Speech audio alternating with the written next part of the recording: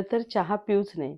जसं कॉफीमध्ये कॅफाईन आहे, तंबाखूमध्ये निकोटीन आहे, तसंच चहामध्ये टॅनिन नावाचे उत्तेजक द्रव्य आहे, जे तुम्हाला तात्पुरतं छान वाटल्याची भावना निर्माण करतं. ते आपल्याला सगळ्यात महत्त्वाचं म्हणजे उपाशी पोटी चहा बंद केला पाहिजे.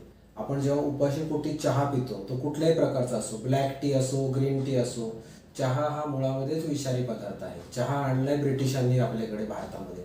चहा हा आपला मूळ पदार्थ नाही. चहा हा थंड प्रदेशामध्ये पिण्याचा पदार्थ आहे, उष्णता वाढवणारा पदार्थ आहे. त्यामुळे आणि त्याच्यापेक्षा सुद्धा आणखी म्हणजे जेव्हा उपाशी पोटी आपण तो चहा घेतो तो अतिशय घातक आहे. आपल्या सगळ्यांना माहिती आहे की चहानी भूक मरते, हे आपण लहानपणापासून ऐकले की चहानी भूक मरते.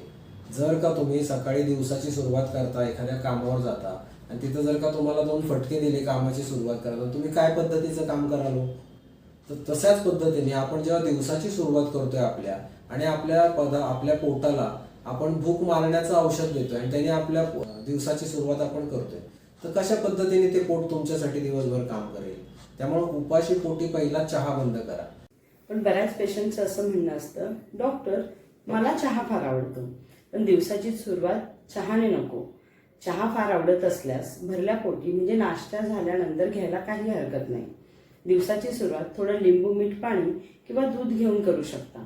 अगदी सकाळचा चहा सोडणं शक्य नसेल तर त्या चहाबरोबर 2 बिस्किटं किंवा एखादा टोस्ट असा हलका आहार घ्यायला काही हरकत नाही.